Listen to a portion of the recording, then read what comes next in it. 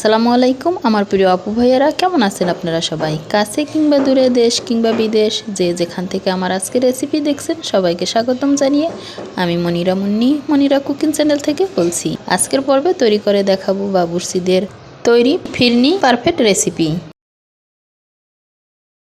যে কোনো বিয়েবাড়ি অনুষ্ঠান কিংবা যে কোনো প্রোগ্রামে মিষ্টি ডেজার্ট হিসাবে এই ফিরনি রেসিপিটা রাখতে পারেন। চলেন যাই দেখে নিই সমস্ত প্রস্তুত প্রণালী। চিনি গুঁড়া পোলাওয়ের চাল নিয়ে নিয়েছি।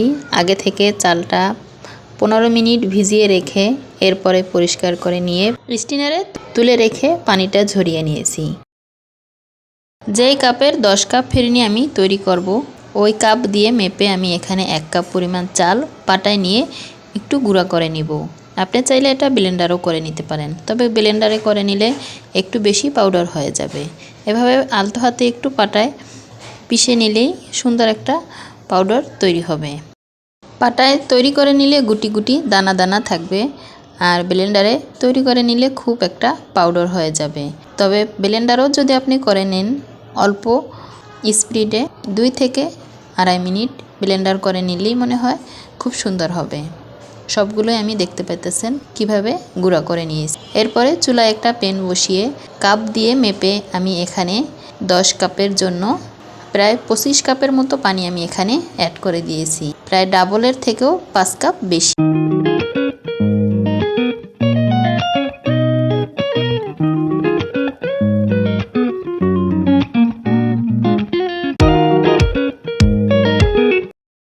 আজকে আমি লিকুইড দুধ দিয়ে তৈরি করব না, সম্পূর্ণটাই গুঁড়া দুধ দিয়ে তৈরি করব। এর জন্য পাউডার দুধের মেজারমেন্টটা জেনে নেওয়া অবশ্যই দরকার।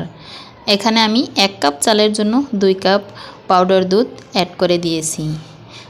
সহজ কথায় বলতে গেলে আপনি 1 কেজি চালের জন্য 2 কেজি পাউডার দুধ অ্যাড করে দিবেন। এতে করে খুব সুন্দর একটা রেজাল্ট পাবেন, টেস্টি হবে, খেয়ে অবশ্যই আপনার প্রশংসা করতে বাধ্য হবে। পাউডার দুধটা সম্পূর্ণটাই ভালোভাবে মিশিয়ে নিয়ে এরপরে এখানে তেজপাতা, এলাচ, দারচিনি, এলাচের মুখটা একটু থেতো করে নিয়ে অ্যাড করে দিলাম। স্বাদমতো লবণ ও স্বাদমতো চিনি অ্যাড করে দিয়ে সমস্ত উপকরণ আবারও ভালোভাবে অনবরত এভাবে নাড়তে হবে, যতক্ষণ পর্যন্ত ফুটে না আসবে এভাবে অনবরত নাড়তে হবে। যদি নাড়াচাড়া বন্ধ করে দেন তবে কিন্তু পাউডার দুধটা নিচ থেকে লেগে যাওয়ার চান্স আছে।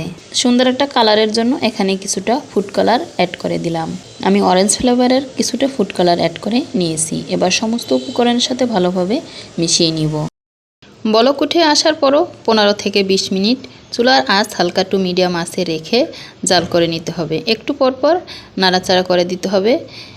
ঠিক 15 থেকে 20 মিনিট জাল করে নেওয়ার পর তেজপাতা, এলাচ, দারচিনি এভাবে ছাঁকনির সাহায্যে তুলে ফেলে দিতে হবে। ফুটন্ত দুধের সাথে যদি একবারে চালের গুঁড়াটা অ্যাড করে দেন তবে দলা পেকে যাবে।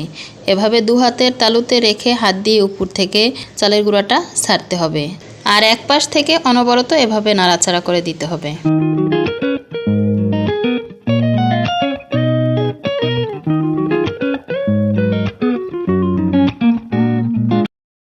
চালের গুঁড়া অ্যাড করে দিয়ে অনবরত নাড়াচাড়া করে চুলার আঁচ হালকা টু মিডিয়াম আঁচে রেখে 10 থেকে 15 মিনিট পর এখানে কিছুটা ঘি অ্যাড করে দিব।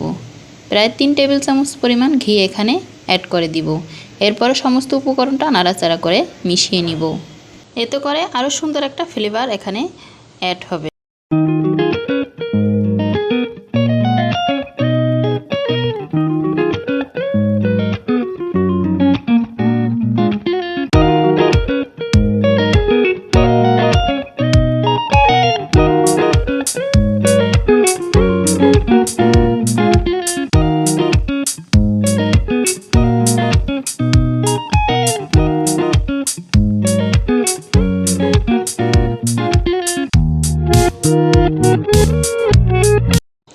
ঘি অ্যাড করে দিয়ে অনবরত নাড়াচাড়া করে 20 মিনিট পরে লুক দেখতেই পাইতেছেন খুব কিন্তু ঘন হয়ে আসছে।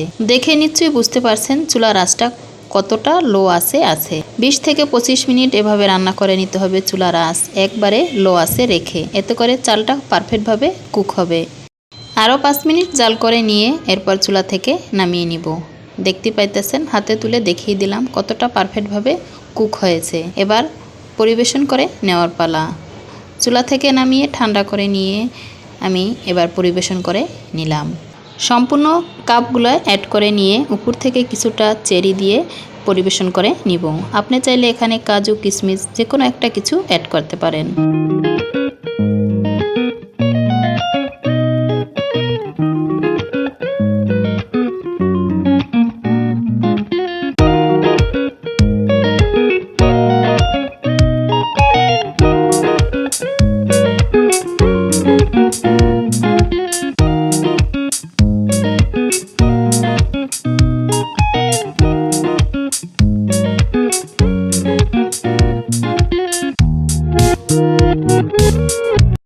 যে যেখান থেকে আমার আজকে রেসিপি দেখছেন, আপনি যদি আমার চ্যানেলে নতুন হয়ে থাকেন তবে চ্যানেলটা সাবস্ক্রাইব করে বেল আইকন অন করে রাখতে পারেন, যাতে আমার নতুন ভিডিও সবার আগে আপনার কাছে পৌঁছে যেতে সাহায্য করে।